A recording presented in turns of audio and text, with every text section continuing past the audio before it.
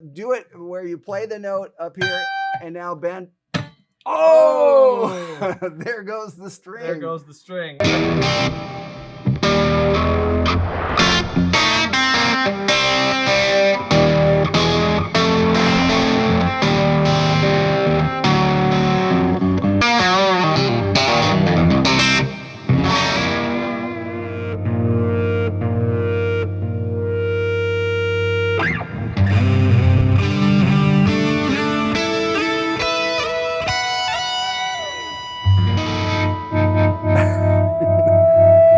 Nice!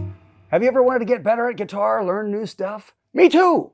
Guess what? I'm doing a thing where I invite people that I have just discovered on either Instagram or YouTube to come to my studio and teach me guitar.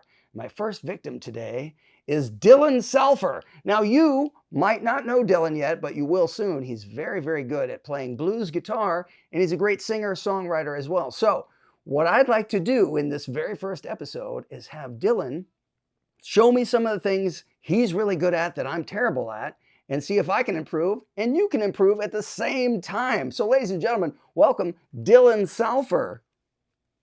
Thank you so much for having me. Sure thing. Now, I discovered some of your stuff on Instagram.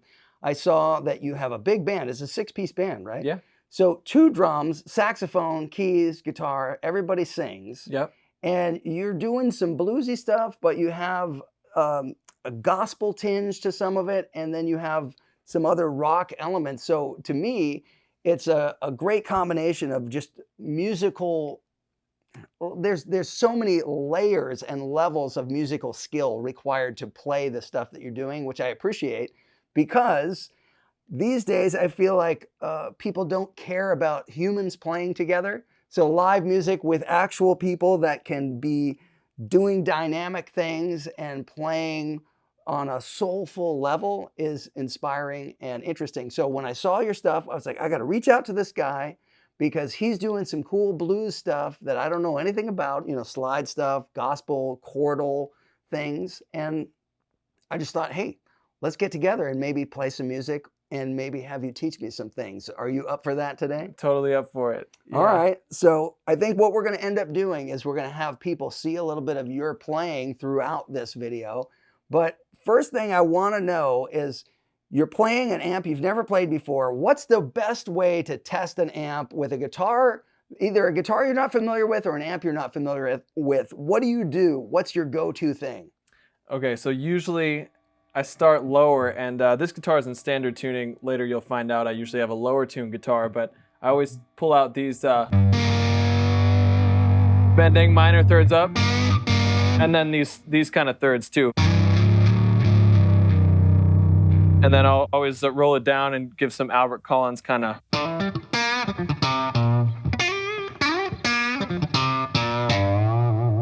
It needs to clean up, and I need to make sure that it's not going to like flub out when it's, right. So this is your guitar. Describe it a little bit. What is this guitar? This is a 1956 Les Paul Custom. It's kind of a long story how I came to this guitar, but everybody loves Burst. Who doesn't love a Les Paul Burst? But this was always and still is my favorite Les Paul of all time, just because I'm a big fan of the man himself, not just the guitar. And all those old black and white videos of him and Mary Ford's, sitting at the kitchen table, he was always playing one of these customs, with the staple pickup. And I think it's the coolest guitar to ever exist. Those look super cool. I saw a picture of Randy Rhoads with one of these a long time ago. So that was cool too. But that's true. Being that this is a guitar you're familiar with, but the amp is this hook amp back here, which is the first time you're playing it. So that's why I was curious to see what you do when you test an amp, because I have certain things that I do, and I'm always curious to know, like, what's the go-to, the unconscious thing, like what are you listening for? What is the thing that tells you, oh, this amp is it's gonna work well. I'm gonna be able to play the things that I want to play. Mm-hmm. So you do some similar things that I do, where I'll take like dyads and move them around and see how they sound lower. But then I also do some stuff with chords. Like this is a typical thing. If I'm gonna hear like a loud sound, I will then turn it down Yeah. That kind of thing. To see if you can still hear the notes ring out when it's distorted or at low volume. And then also do things like... Very similar, yeah. Yeah. And so in this case, I'm playing this Grace, or I mean, it's the Karsten's Grace amplifier, which is actually the Billy Corgan signature model. Is that what it is? I've been wondering. Yeah. It sounds really good. It's a really nice amp, and it's funny because we have it at very low volume, but it seems to love this one fundamental down here.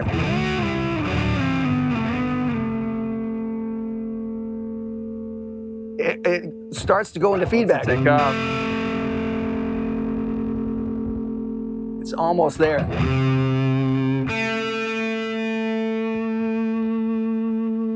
So, you know, you get some happy accidents sometimes with certain things, and that's what I'm listening for when I'm testing stuff, so I'm assuming similar. Yeah, I also do a similar thing with the chords. These two I always check out. Because the open string. Yeah, with the open string, a lot of amps will just, they can't take that. You know, this one.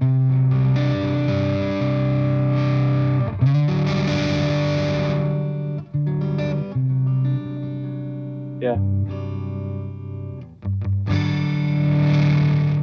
Yeah. Yep.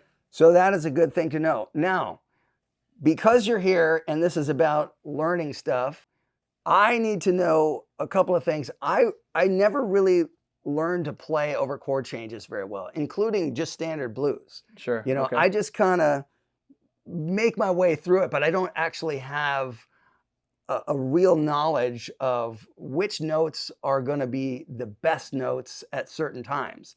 It's real hit or miss for me. So I figure since you've been doing this, and this is your real bread and butter, the blues stuff and the sort of gospel-y stuff, and even the slide playing, that maybe you could show me some things that will help me play better phrases over like the 4 chord or the 5 chord. Sure. So we should just pick a key, maybe C, because we might be able to even leave everybody with a practice track that they can play along to. Yeah, let's do it. So if we're going to look at that 4 chord, it's just going to be something like this, right? You know? Yeah. Unless you have a different voicing that you want to show me. That's a good one. Depending on the song and the moment, I'll, you know, if the keys are up high, I'll play a low 13 chord maybe. You know, a lot of gospel voicing, either they kind of lean in a blues on the 13. Yeah. Or like you did earlier. You know, I'll do something like that to ad-lib, you know, like second inversion. Yeah. So you do a lot of stuff that will lead into the chord, but then when it's actually settled on the chord, what are some phrasing ideas? What are you thinking about that make it interesting or slightly different than the typical stuff? Sure. So there's two ways I like to think about it, and I kind of push and pull depending on the length of the solo. One is like, I love great gospel singers, and that kind of feeds into slide. You know, the whole Sacred Steel thing was them just call and response with a singer, and you know, sometimes you can't tell the difference if someone does it really well. So I like to think about maybe what a gospel singer would do, and then what expanding a little bit of your basic, you know, not just playing pentatonic of your 1 chord, but looking at it as a key change when it goes to the 4. You know, so basically I would always like to start with kind of pushing and pulling on the major third, between major and minor third of whichever chord you're in. Yeah, so that's going to be a major question I was going to have anyway, is that certain chords, you can actually play both the major and the minor third in a blues context, which sometimes people don't understand. And this is a basic level that we're going to get to. And then the advanced level or intermediate level will be able to also have fun with this, because they'll go, oh, I already know that, but maybe this is a cool new way to use it. Sure. But for the beginner, this is interesting information that we're about to get into with the major and the minor third. So let's talk about what you were just talking about and how a singer might kind of play into that. Okay. So if we're going from 1 to the 4, a singer might tag the same phrase twice. And then again.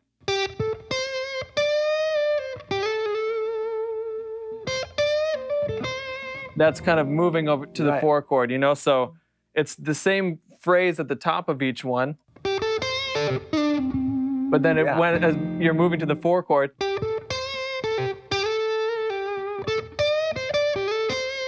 you know, you're kind of focusing on. And that sounds very good. Now, one of the things that it sounds more obvious than you would think about, but it's the most basic thing that we kind of sometimes, at least me, a lot of guitar players forget, is that the notes of the actual chord are valuable. Very valuable. Instead of thinking about playing like a pentatonic phrase or a scale or something like that, you can actually use the notes of the chord to give you ideas. And that's kind of what's happening with what you just played as well. Yeah. Another one too is, I used to spice it up, is basically all the notes of the chord. This one mixes a little bit, has a minor flavor over the 1, but it's major leading to the 4, if that makes sense. So if it was like I would go.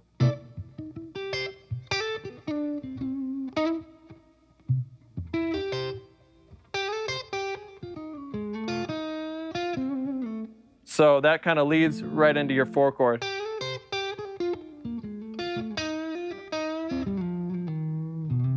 Yeah, that's a very good sound.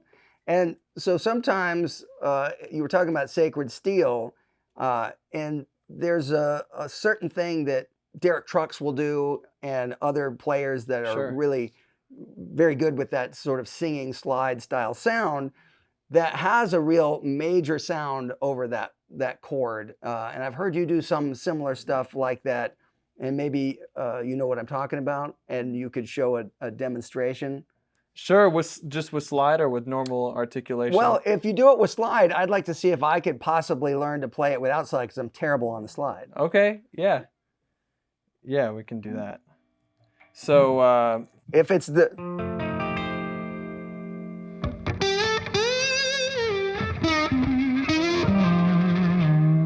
You know.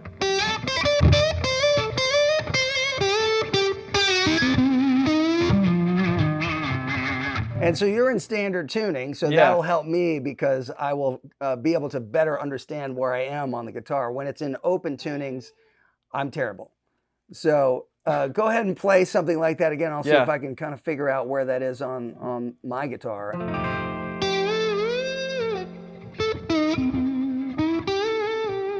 So that kind of, but it wasn't this.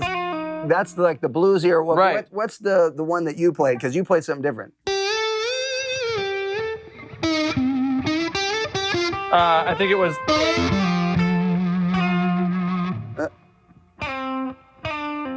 So is that one instead of?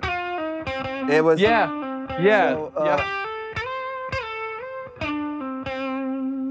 but you had a little twist on the end of it that is a major thing again. So play it one more time. Okay, so. Yeah. So that right there.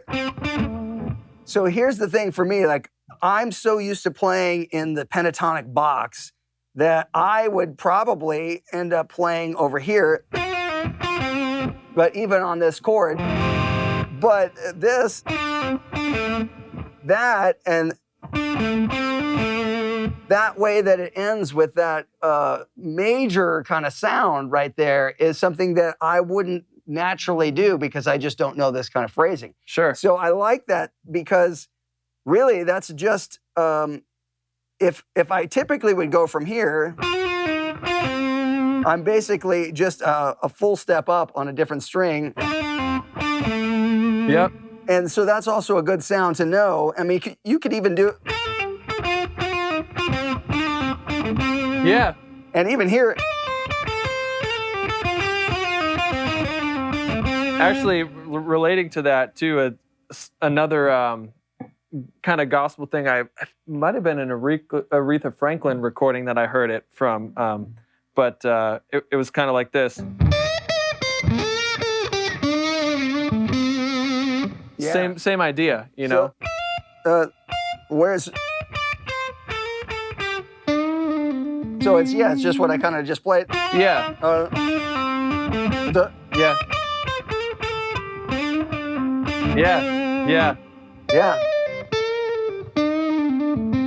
Yeah. So that's the funny thing about the guitar too, is that there's a lot of different places that you could play that. So I've been playing it here on the D string, but I could also play it over here because it's an octave of that. Yeah. But the thing is, I like the sound of it on the heavier string versus. Yep. There's a lot to be learned in the phrasing when you choose a certain string for a certain kind of texture or sound. So that's probably something that's really important on the slide too. So maybe you can see what that sounds like if you do it on the G string versus the D string, so people can hear. I will, and I'm gonna first say my reason for thinking. I pay attention to that exact thing a lot because strings sound so different on the guitar, and to get a vocal sound for that lick, I want to be on all unwound strings, you know, because a human voice is probably not going to change that much in that range, you know, or if I'm playing a long run like that on all wound strings or starting on a wound string, I would want to stay there, you know, but I'll show the difference. You know, especially with a slide, you can hear, and a metal one. I usually don't use a metal one. Yeah. But you can really hear the difference in texture because of that wound string, you know?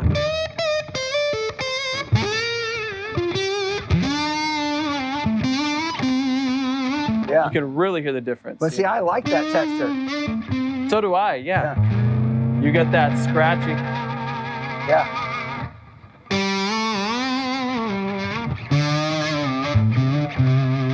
But see what I mean? That sounds more like the same voice when it's on those three. Right. You know. If you're not skipping between wound or unwound. Yeah. So that makes sense.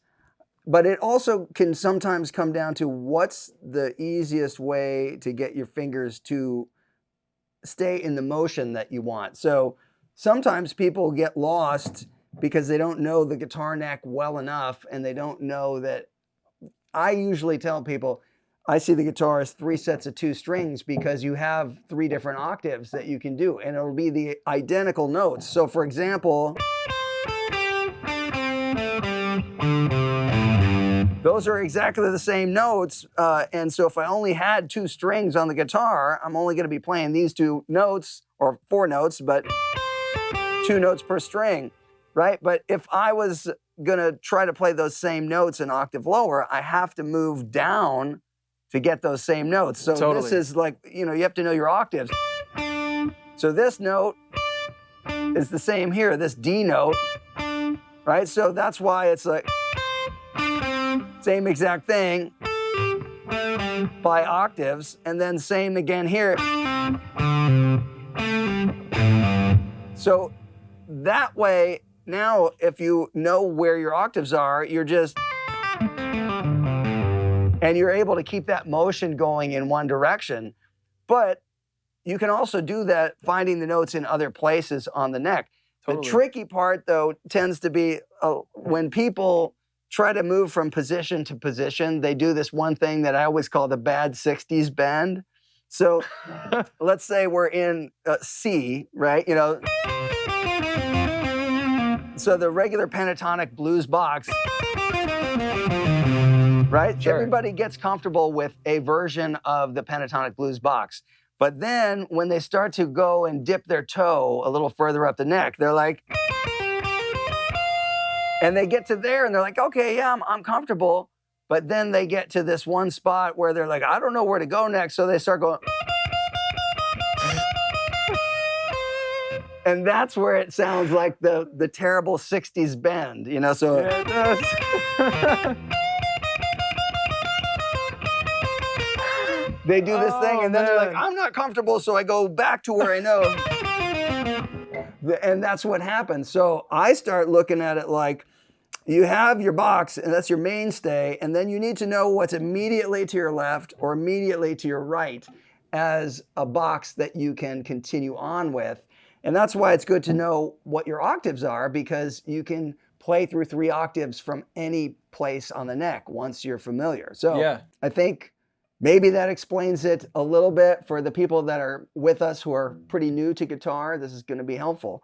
But I like the phrasing that you're showing me so far with what happens on this kind of sound. But are there any other sounds where you extend it and you maybe add some notes that are unexpected? Sure. You talk about earlier. You talked about playing the notes in the chord. Right. It's the same goes for a scale. So a thing that I totally stole from Robin Ford, and this is a genius idea. It's like going from 1 to 4 is really a 5-1.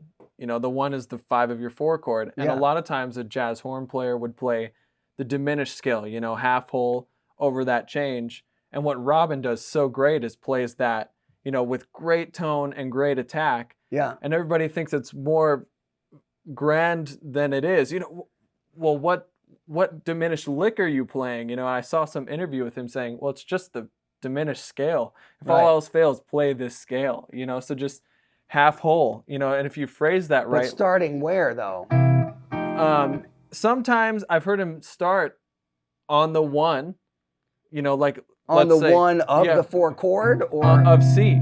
Okay, so starting on C. Yep. As you're moving to the 4 chord, and then you kind of land back in a major or pentatonic thing. And then I've heard people start a half step up.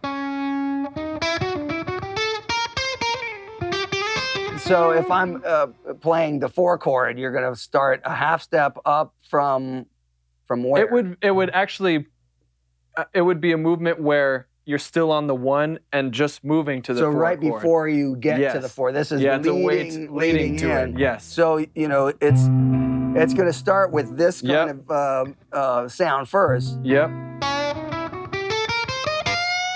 And then Yeah. Okay, so if we're starting on the root chord, like a C7, where are you starting that? You said a half step up. Yeah, so. I like C sharp would be a great place. And are you doing half step? Half whole. Half whole. Yeah. So because Sorry, that would be. I'm thinking of it starting as on C technically. So I'm starting with a whole step, and then half step, whole step, half step. All right, so on. Demonstrate that one more time. So start on C sharp.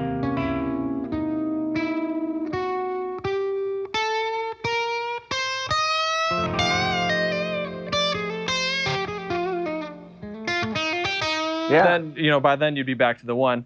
So the tricky part about the half whole step is it is a symmetrical shape on the guitar, but there's 2 different versions of that scale that can be played. So sure. Let's say that we're starting it on C.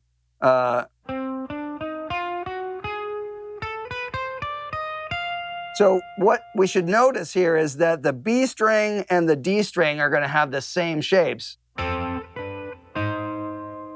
the G string and the E string are going to have the same shapes. So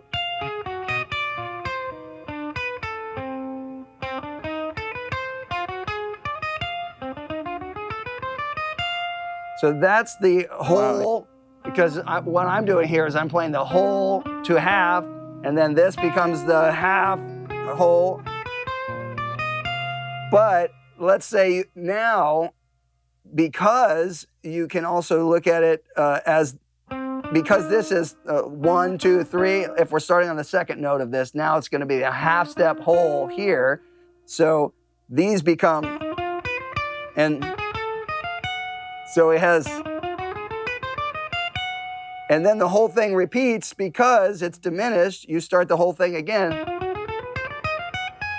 And then it's a very tricky, but I find it easier to know how to connect them if I know that there's symmetrical shapes between skipping strings. So like this, I know that that's going to be the root, then a whole step, then a half, and it's going to be the same on. And this is the half step to whole step part. Yeah. Yeah. So now, depending, I might have started it at a different spot from where you started it, but I was just showing how I see that scale. So we might have to recontextualize it to make sure that the lick that you were playing, are you actually doing the half step, whole step version or the whole step, half step? Because we just showed the two. The two, yeah. So I'm going half. So you're starting on C and doing the half step, which gives you.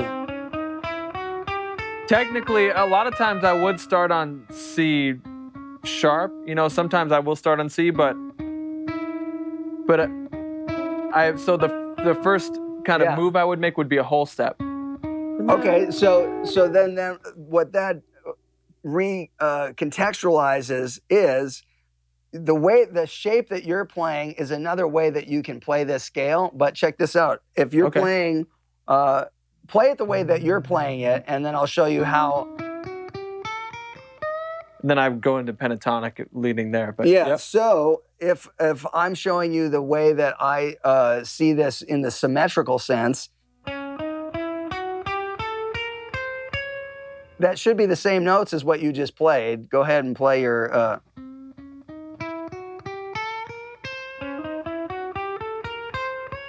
So that.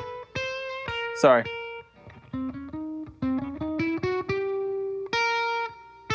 Where did you play that? Well, just play it how you're playing it.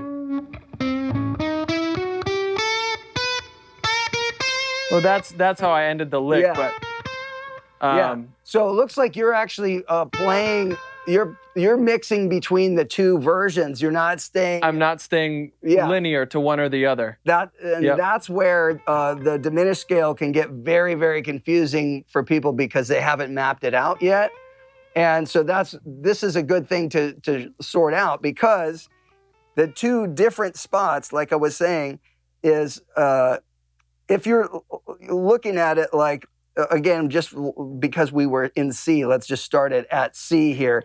And I'm going to do it as the whole step half, just because I want to show this. Right?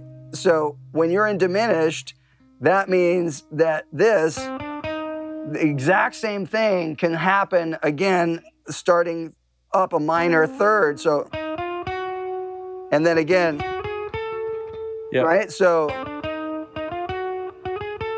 now, knowing that there's this note here, this means that you could actually have this shape and then start that 3 frets higher. Right. So there's two scales within this diminish that operate the same way, where each time it's by a minor third. So exactly. It's confusing. Maybe I simplified it for you, but maybe I made it worse. That's why some call it double diminished for that reason, right? Because you can look at it as two scales, or I've heard that term used for that. And I think it's confusing because you say half step, whole step, and it has to depend on, are you starting from your first note and going to the next half step, or are you playing the whole step and a half step? Because they exist in the scale, you could get thrown off by where that is. If the semantics of it are, you have to really say, I'm specifically doing whole step, or half step, whole step, because that's where you have to know how to finger the scale properly. But what you did was you didn't actually play sequentially through that one pattern. No. You mixed them up. Exactly. I mixed it up, and mainly because at the end, you can keep playing that all the way through a blues scale, or a blues progression, and then it'd be like, wow, that sounds hideous, and so I'm trying to find a way to end it. Yeah. Right. And get back singing to the 4 chord. Yeah, so you're targeting getting to the pentatonic shape that you're comfortable with, and that you want to have a melodic phrase that can take you out of the outside sound. Yes. Yep. Yeah. Exactly. So do it really slow. So it's going to be like this.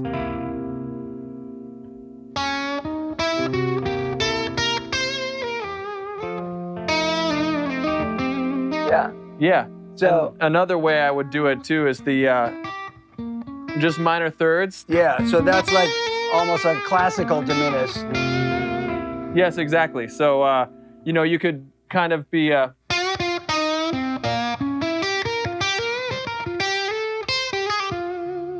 that's another way to lead from the 1 to the 4 chord, you know. So yeah, and you put a little chromatic passing down into yes, this top note. Yep. And so even that though, like, yeah, that's a thing that is understated in blues anyway, is that there's some, you can take certain things chromatically and certain chords accept almost any chromatic pattern or shape, you know. So I think in this case, like, yep, yeah.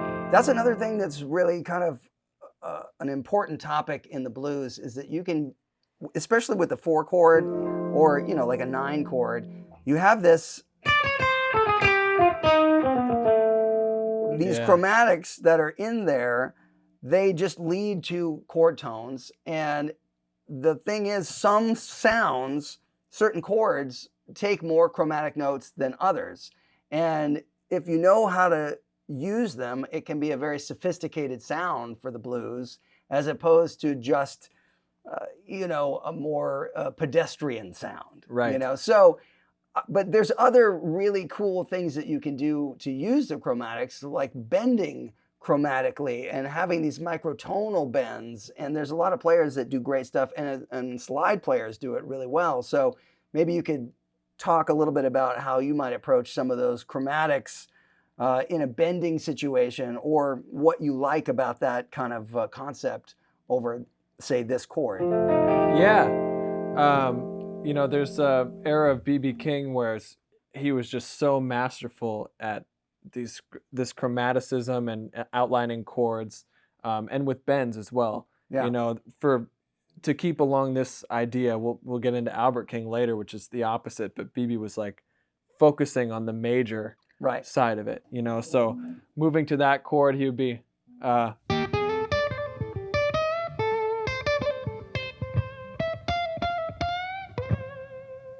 Right. You know.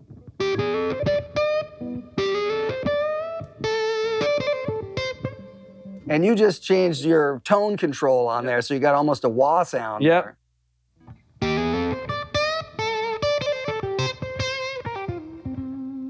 Yeah, BB had that baritone, you know, so you get that cock sound sometimes. Yeah, so you're doing but bending. Yep. So that's something that people should practice, is trying to get their pitch to be accurate when they're bending even half steps, you know, in a row for the chromatic thing. It's not that easy to do. You have to get used to it, and you have to hear it. And it's not. Yeah, so like I'm terrible at it. So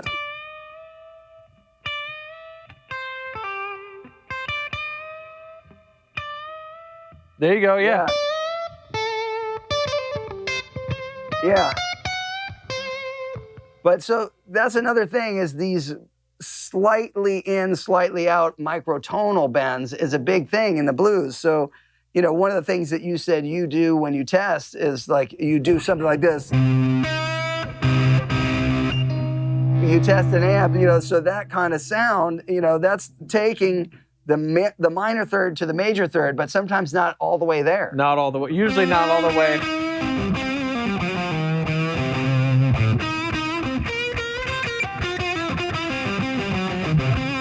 Yep, and that goes even for tuning. I had to change, you know, let's say if I ever wanted to tune a guitar using an E chord, a lot of times when tuning the G, I would say, oh, that sounds great. It's perfect. And then I'd go later, well, that's not in tune. It's flat. Right. Because my ear, I don't know if it's just mine, maybe it's a human thing, but my ear wants to hear that major third just a little bit flat. Right. So now I have to consciously say, oh, no, when it sounds a little sour, it's in tune. Yeah. You know what I mean? Well, that is definitely a thing certain players did. Edward Van Halen would tune his B string different so he could get the perfect minor or major third, when he was playing like a power chord. Yeah. So that's why Running with the Devil sounds the way it does when he plays it. When you tune it standard, it beads and that major third doesn't sound very good. Yeah. So there's a lot involved, especially with blues playing, that is the player's ear and how they hear it and how they get to that kind of vocal phrasing. Yeah. I mean, Albert King, if we can shift gears a little bit, he's a little bit more minor, but he was like literally the king of microtonal bends. I mean, he hits me in the same place that Ali Akbar Khan does, for example, where it's just like this masterful ear of microtones. And he'd do these call and response phrases where it'd be like the microtone would be sharp on the way up, and then on the way down, he'd flatten it and come back up. I mean, he could hear all that stuff. So give a little example. So, and he was usually tuned down and would play all this stuff on the high E string, pulling down. So he had all this power. And he was tuned down at least a step and a half or 2 steps in this weird open tuning. But,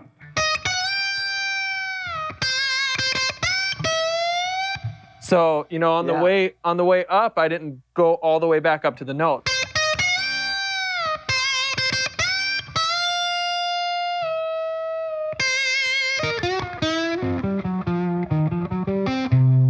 Right.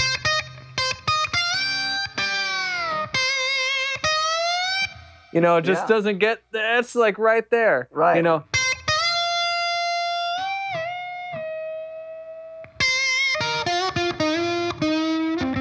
Yeah, that stuff's great. And of course, Stevie Ray Vaughan obviously influenced. Yeah, but the Stevie did it, it was snappy and to the point, and it wasn't, and this is not downgrading him at all, but he didn't have all of those microtones in there, because he would play,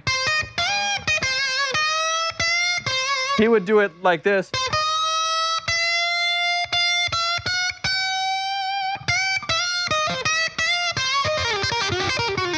Or whatever his Stevie-isms were, but Albert had this whole, it was all 2 steps, between 2 steps instead of.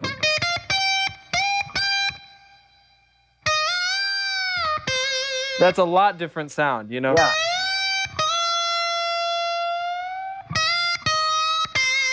But that takes a ton of control to be able to do what you're doing. It'll rip the skin right off my fingers to actually bend like that. Well, and what the different thing is too, it's like you get used to your setup, and I'm sure if we switch guitars, I found out we use very different strings. Yeah. I'd probably sound like I'm like the 60s bend, but worse. I'm going over the hill on your guitar, and it'd be the opposite. Maybe we could try that later and figure that out. But yeah, it takes a lot of nuance, and you have to sit there. It's kind of a good predecessor for learning slide, because you have to have control, and you have to listen. You really have to listen instead of watch.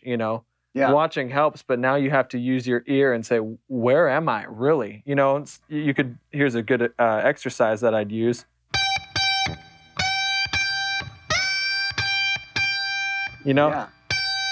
That's flat. But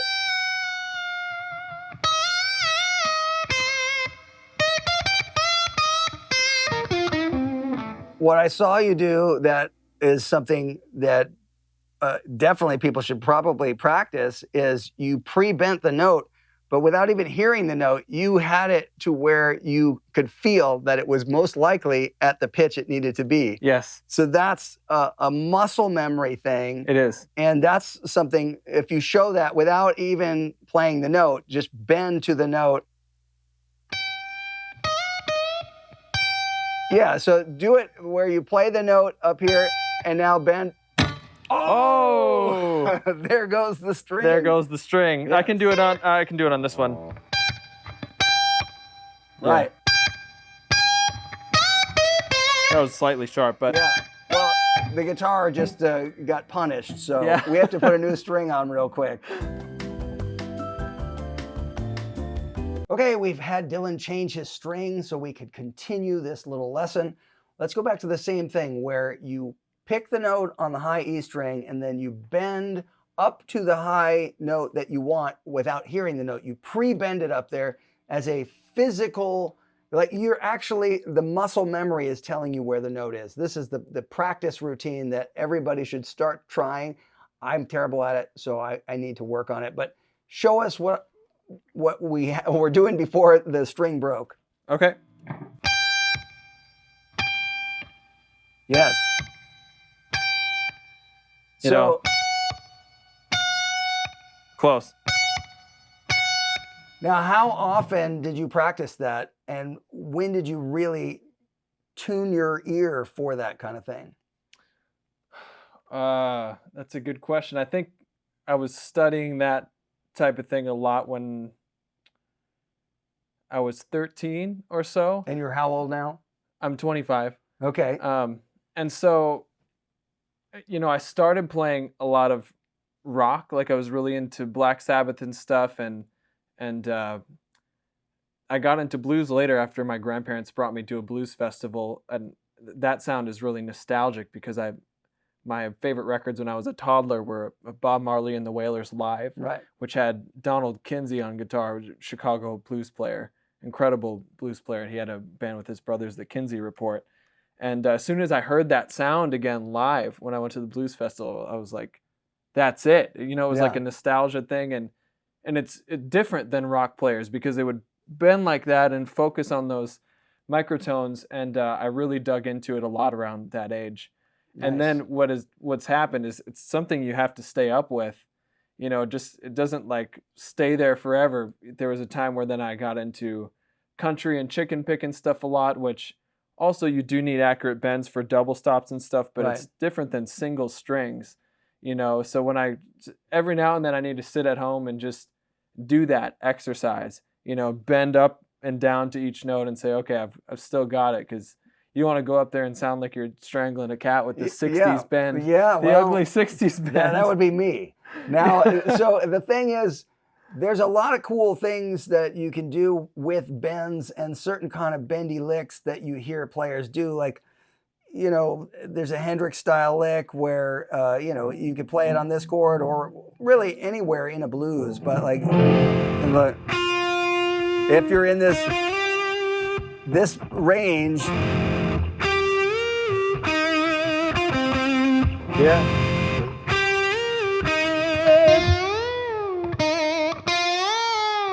Yeah, I like that too. Buddy Guy would do that a lot. I think that's where Jimmy got it from, you know? That's like a buddy. Yeah, it's a great sound. I love that. And then that leads into these other things where you can pre-bend a note on one string and come down on the string above it. So you have like...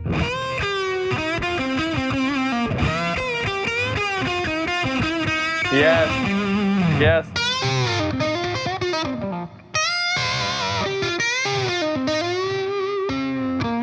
And that's one of those things that is part of the sound when people say, oh, he makes the guitar cry. That's a lot of the stuff that people are hearing that they think is, oh, like, how are they doing that? Because it's really like a bunch of out of tune stuff between two strings, you know, where you have like a... Yeah. So they get that weird thing that happens. You know, some people sit and lean into it a lot in things, and other people only do it for like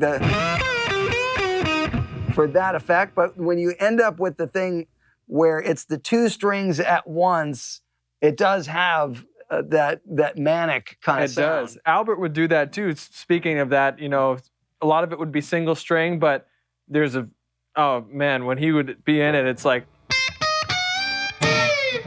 oh, this guitar does not want this today. Yeah, of course there is something wrong. I should buy a new guitar. Yeah, this old guitar, you know, like a new guitar won't break a string like exactly. That. Yours didn't. Yeah, not yet. Okay. Okay, everybody, we decided that Dylan should swap out guitars because the black Les Paul was giving him too many problems. So he's got a different Les Paul. Some of you are saying, that's not a Les Paul, that's an SG. But tell us what this is. So this is not my guitar. This is owned by the great Brian Ray. He foolishly loaned this to me while I'm here in LA. And, you know, it's been incredible. So, you know, for the first couple of years of the SG, what we know is the SG body, they actually put Les Paul's name on it, and he didn't like it. There were a couple of things that ended up happening, but he didn't like it and said, take my name off of that crazy abomination of a guitar. And they did. They just moved to SG a Which little bit was later solid on. guitar. Solid right? guitar. Yeah. Yeah, very creative. Yeah. But yeah, this is a 1962 Les Paul Jr. But it looks totally different. And this is the only time that I've ever seen like a tobacco burst. And this is, what, 62 you said? It's the only one in the world. Yeah. The only one in the world. It's a one of one. Nobody wants this guitar. Nobody does. I don't know why Brian bought it. That's why he said, take it. Yeah. Yeah. Just like mine, I threw my Les Paul in the trash after that last. Well, you know, I mean, it did disappoint. Now, it has a sticker on there that somebody must have put on. This was a child's guitar. Yeah, I think it was. I mean, the juniors were the student guitar, you know.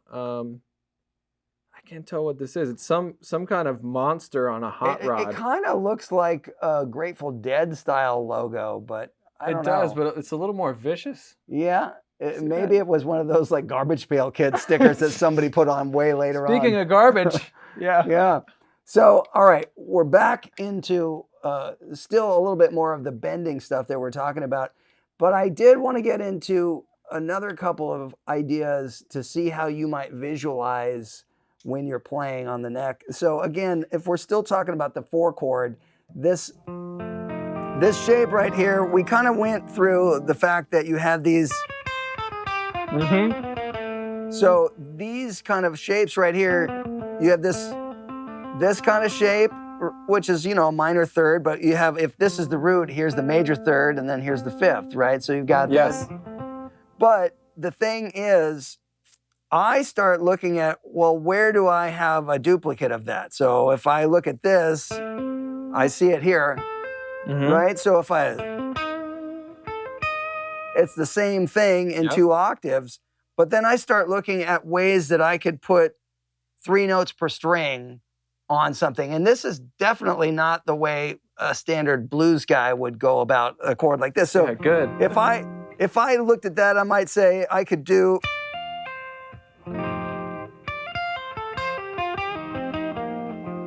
So like, you could do.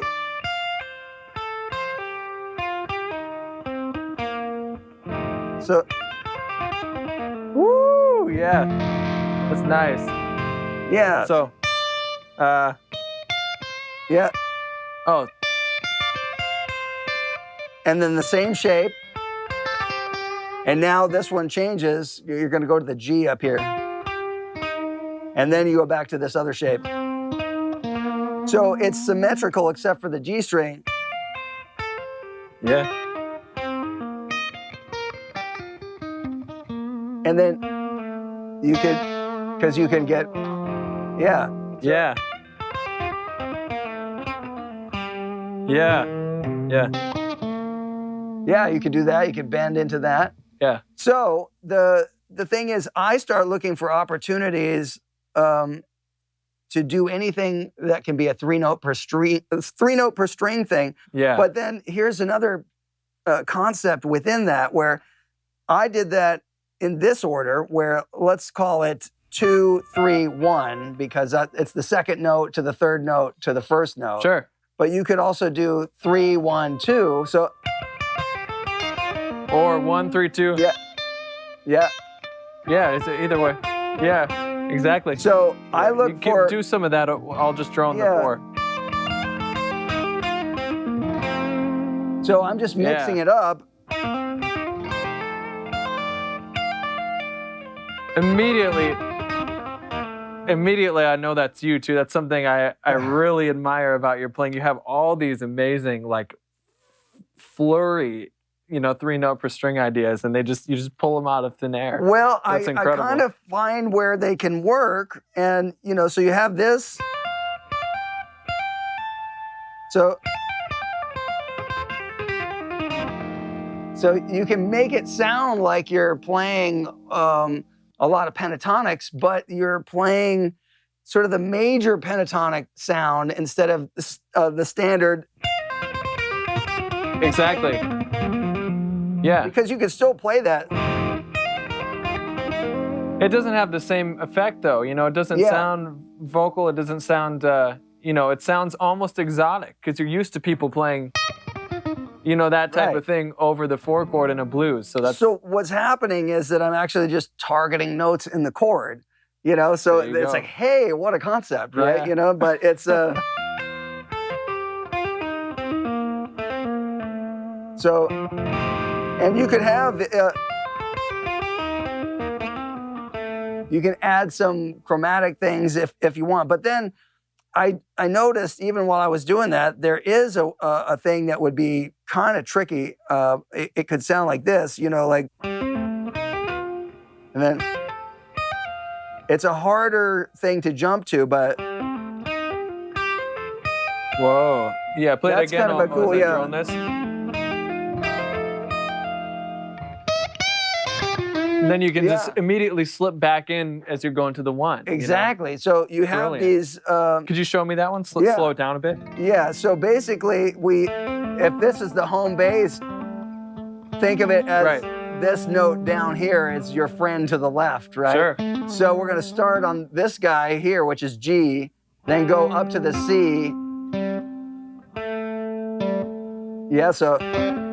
And now we're going to go into standard pentatonic position for C. Right? So now. Yeah, and then we're going to do the same thing. Now it's just an octave up.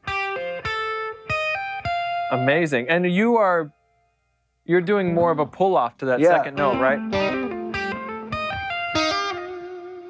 Amazing. So one more time as I drone the chord.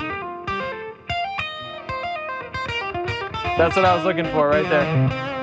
Wow. So you can move into, but then, I have these other things, and this is something that we can get into where it's like slide versus bend. So like, here's an idea where, let's say I want to have the sound of the flat 5, right? But if I go,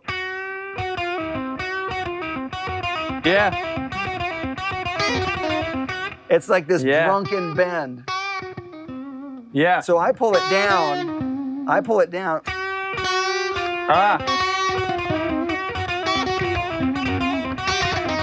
It sounds like a Jeff Beck kind of sound. Yeah, I like that. Let me move it to the key of A for a second because it's an easy way to see this. It gives you more of that possibility. So if we did the same lick in A, but what if we take that idea and we extrapolate it and we go all the way down the neck? So I have this little shape here where you have notes that are in and notes that are out, and you're going to bend from the note that's out to the note that's in. So if you just look at the shape,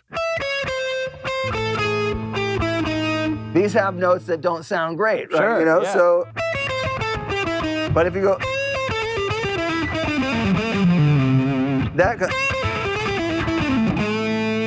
so I'm bending, instead of sitting there, I bend. Yep.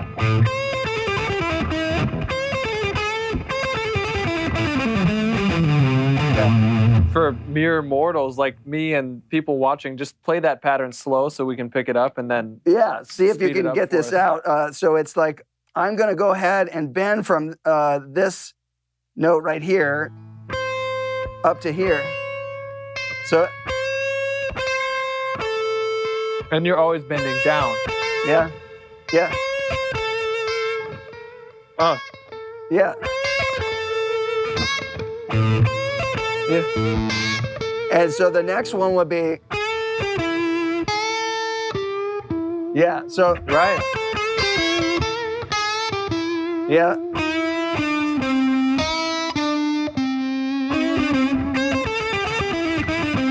So I start, yeah, so I'll connect them. So I'm bending each time. Yeah. Yeah. Oh, sorry. Yep. So it's like, it just sounds like it's drunk, you know? Yeah, exactly. Amazing. Yeah, I love so that. that's a thing, but you know, if we were talking about whether you want to slide into notes, you can have these other kind of options. Let's stay in A for a minute, where let's say, you know, we have the A and we want to go from G to A.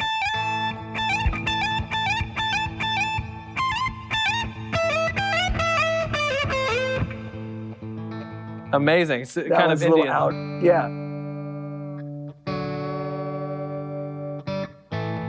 There we go. So you can have another thing where it's like, all right, how do we get 3 notes per string with a slide?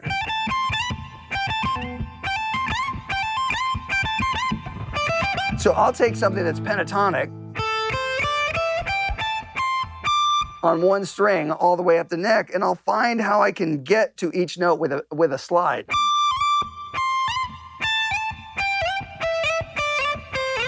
So the idea is to replace the note that you start with another finger. Yeah, so we go back to the next note here, and then.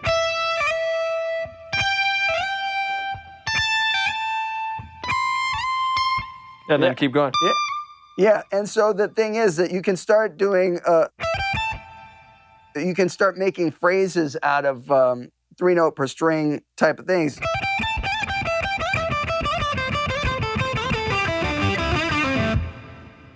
And it,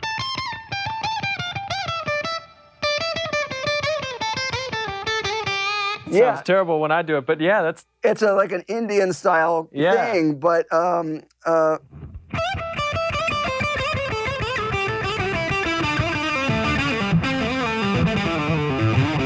yeah. So I mix it up with, I mix it up with standardized blues stuff, but I might also have those other kind of bends, you know.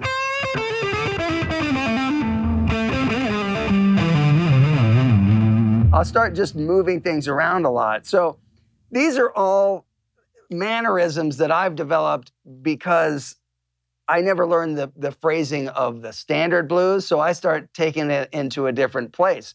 So if we go back to C, I have one other thing that, let's see if you have an idea that is similar to this. So if we're on this chord again, now I might take that sound and arpeggiate it with this kind of minor 6 kind of sound, which is like.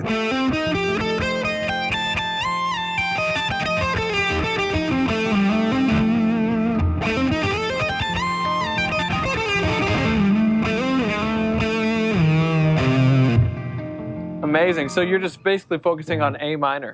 Yeah, so what happens with that is like, I see that as, if I'm doing this A minor, it's A to C, and then it's this right here. So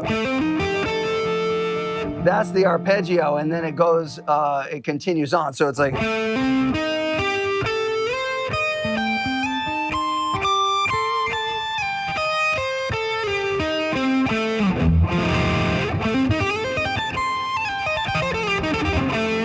Yeah. So, but it's got almost like a Django. It does, Reinhardt kind of sound, you know. Yeah. So.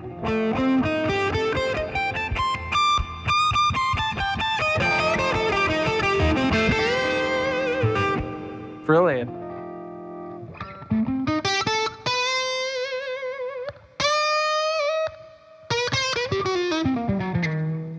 I love that. Yeah. That's just a simple way to.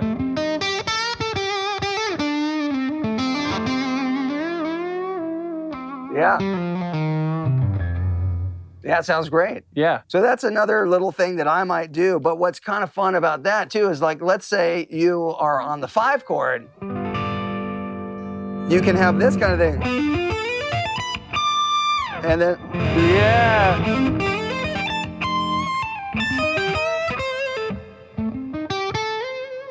you can basically do the same idea a full step apart and Right. follow the chord progression down. Yeah, you're looking at it as a key change again. Yeah, so if it's Same frame.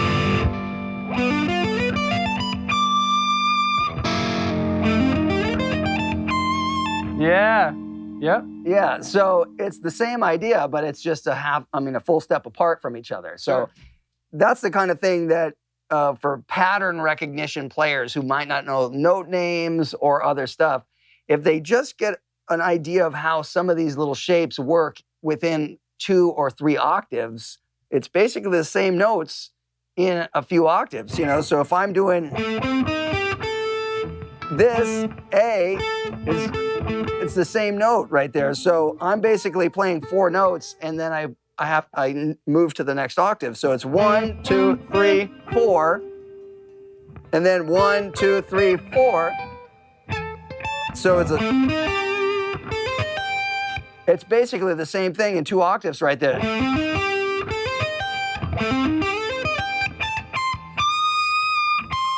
So I just take it further at that point. But when you start to know how you can shift a couple of things between octaves, the whole neck opens up. Sure. Yeah, I like that idea too, because you get a different sound on a different set of strings, like we were talking earlier. It's, maybe you don't use the whole idea, but then you can use it again. Oh, I want a different sound. I can use that same lick an octave up. It's right. And it's right here later on, and it sounds totally different, but it's the same thing. Exactly. And the guitar is beautiful that way. It is funny because a lot of people don't even realize when you're playing the same 4 notes in 3 octaves that it is the same notes repeating. A lot of times I will make the example. So again, let's move to A because we have Sure. a really easy way to view the pentatonics going up the neck on one string. So if I do this,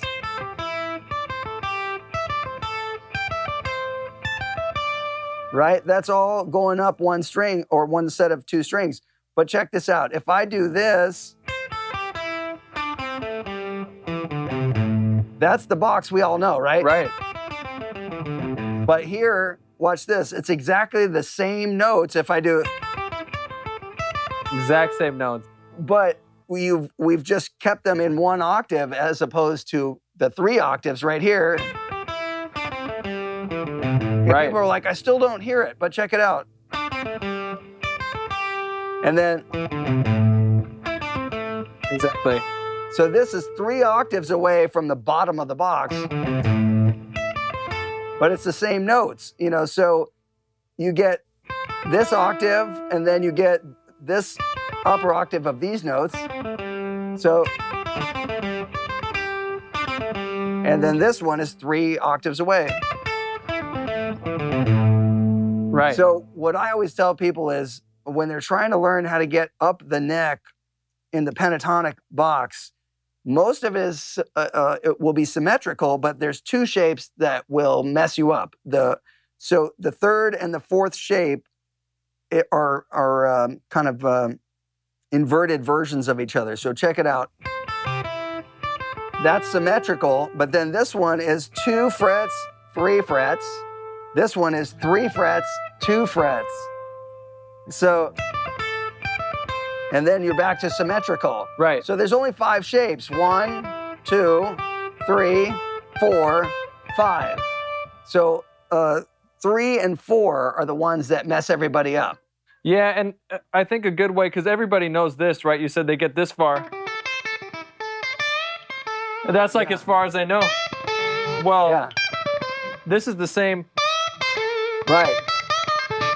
The only thing is that now the G string is dropped. Right. Yeah. So, you probably know that lick. So listen, use your ears. You know what I mean? Yeah, exactly. It's a good way to recognize number 4. Yeah. And you made a good point a second ago where you were showing how you could play the same thing and it was on different sets of strings, but part of the knowledge of knowing where to get from one place to another is also knowing where your unisons are. And this is something I don't see a lot of people talk about. But again, in the key of A, this might be a good way to start being able to see the neck diagonally. So if I was to play A on the E string, and then on the B string, and then on the G string, and then on the D string. Sure. These are all places where you could try to get muscle memory of how far you have to put your fingers apart to know where the unison is. Yeah. Yeah. But it also is important to know that they have a different sound. Way more mellow on the heavier string, you know? Yeah. So there's a lot of places where you can find your unison notes. So let's say we were trying to find 3 octaves plus a unison. This is a good way to do it. Check this out.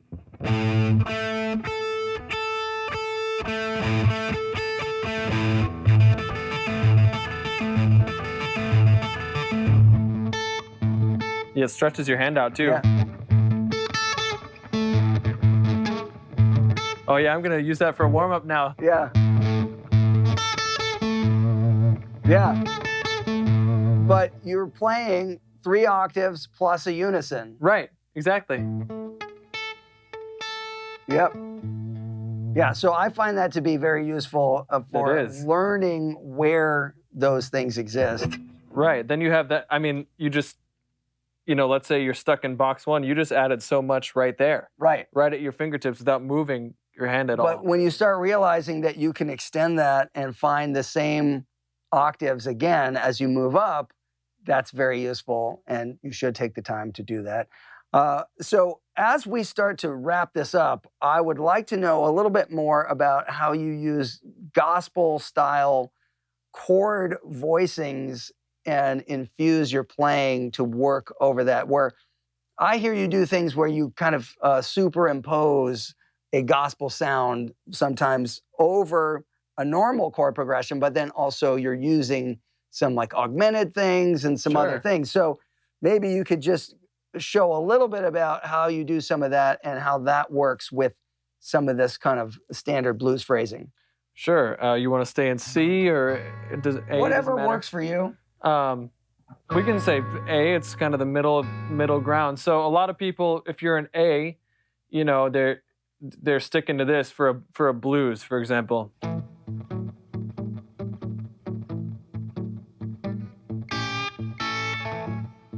You know, the pretty typical 7 kind of voicings.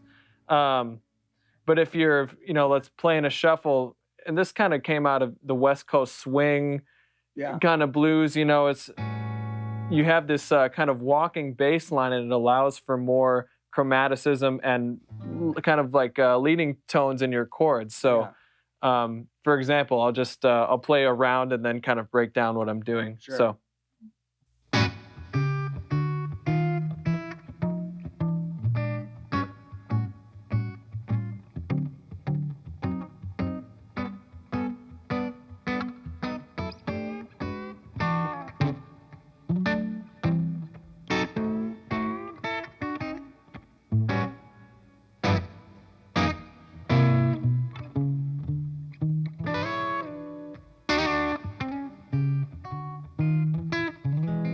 You know, that would take me like a month and a half to learn, and I'm not kidding, because I hear it as a thing, but I have no idea what it's made out of. So I would have to learn exactly what you played and learn the moves of what it was till it started to make sense to me, because I know what you're talking about. I just have no experience doing any of that stuff. So I can't freely improvise comping in that way. But I love the sound of it. Well, you know, that's how I feel about your amazing 3-note per string ideas. Yeah. I focus a lot on one string, you know, like I said, trying to get this vocal sound. And so, yeah, we could try to break some of that down together, and everybody's learning. Sure. But the 13 chord is phenomenal, and there are a lot of great ideas that you can play over, you know, starting with that chord. So I love that for the 1. And what's cool is you can just drop this. Yeah. And it just kind of,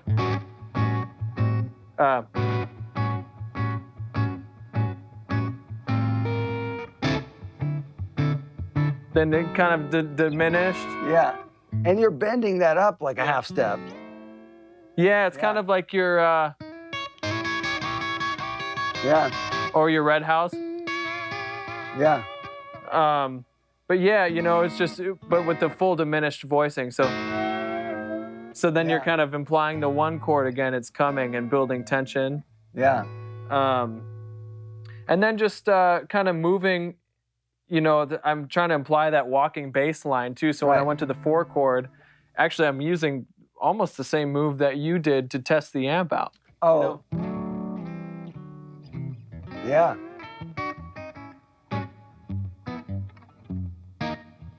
Two.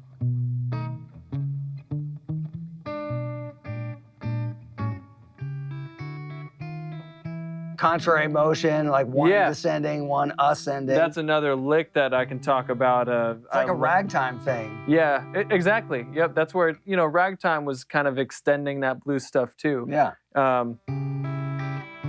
In an A, you can kind of drone that E. Right. I love that for this move.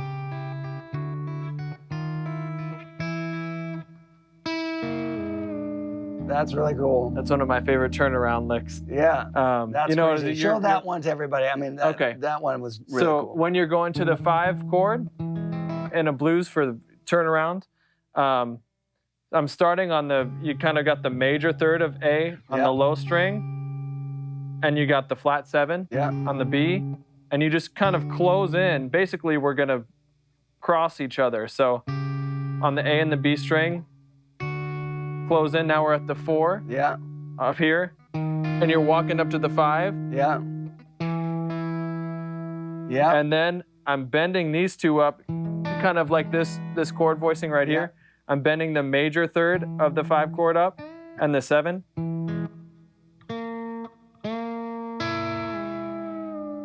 Releasing that one first. So that one is like a pedal steel thing, but it's a mind bender. Yeah. That's and with the cool. You know, with the bass player behind it, it really sounds kind of sinister. Yeah. That sounds really good. Now you played a 13 chord, and there's one thing that is cool about a 13 chord that you may or may not know. So you could conceivably think of it as an A7 plus a B major. In this case, we're in the key of A, right? And here's why I say that. So here's like right? That's the 7. Sure. And you're playing this. But what if those 2 notes are part of this B major triad? So let's say you play the 13 chord.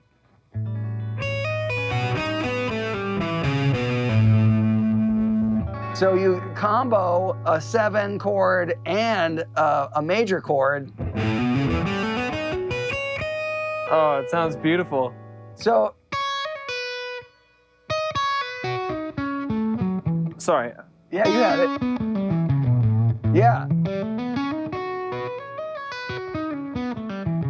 Right. So you have that combo, and I've heard players like Frank Gambale play stuff like that. He's so great at really playing all the cool chord tones. Yeah. But if you think about it as a 7 chord plus that major triad that you can shift into, it just gives you like a new color. Yeah.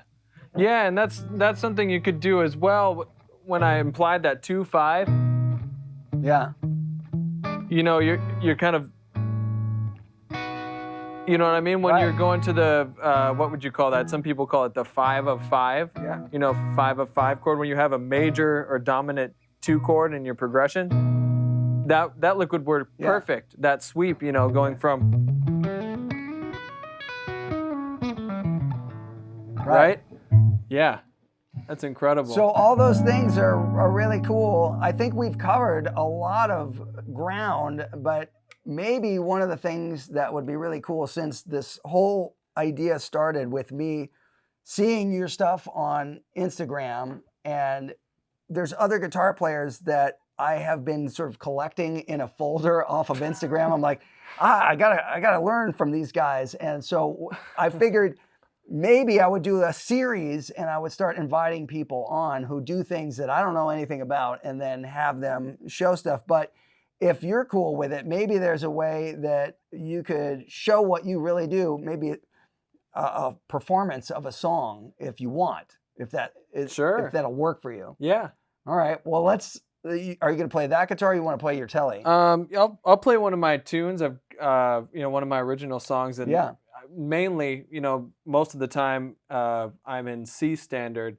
And for the sake of this video, we've been playing both standard tuned guitars to learn easier from each other and show people on the internet. Cool. So I can grab the other guitar and all right, let's do that. When we come right back, he's going to play a song for you. All right, this is the song that I wrote with a friend of mine and about a friend who was diagnosed with cancer, and it was like a 3 to 4 months to live situation.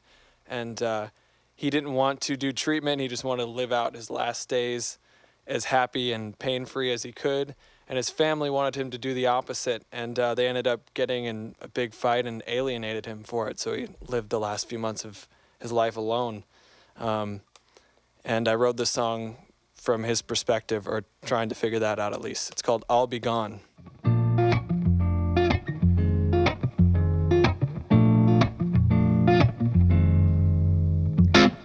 Seems like I lost track of my time again. Will what they want carry weight in the end? If I get what I want, is it what's best for me to them? And take me to that place where time stops and I'm alone, dead on the tracks. Take my watch, I'll be gone. I'll be gone.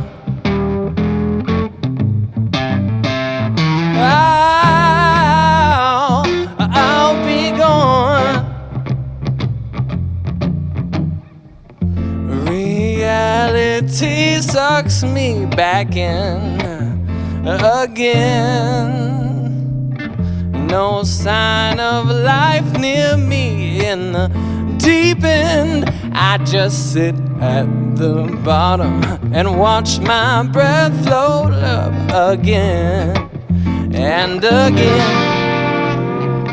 'Cause down here my hair don't fall out of my head. Take me to that place where time stops and I'm alone, dead on the tracks. Take my watch, I'll be gone. I'll be gone.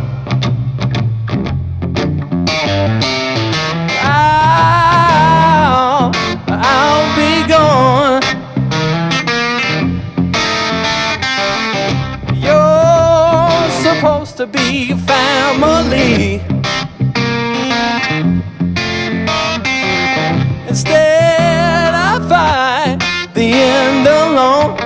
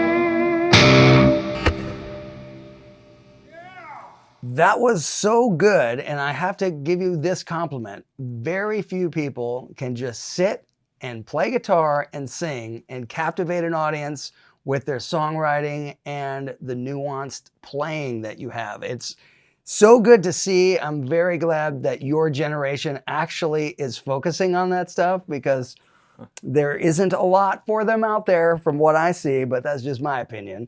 Now, again, just so good. Everything about it, I loved it. And I hope that people will get into it. And where can they find you? What's the easiest place for them to get you?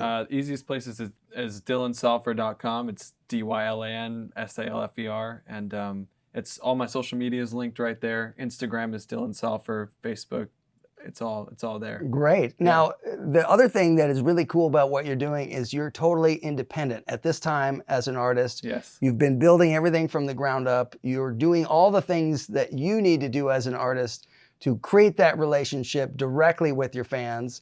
And I feel like that is the exact thing that people should be doing. And one of the things that I like to do with that is I have a platform called Reward Music that I use for my own stuff, but it's a great thing for any independent artist to check out. So maybe it's something you want to look at. Maybe it's something you want to look at, you can.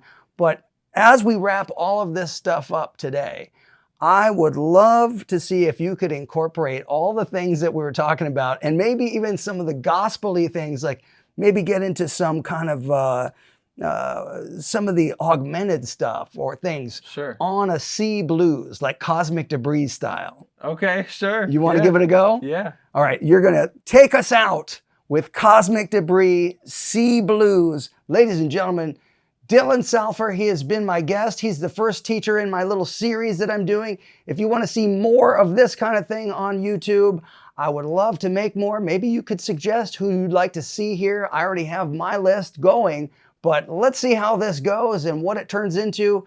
Hit it, Dylan.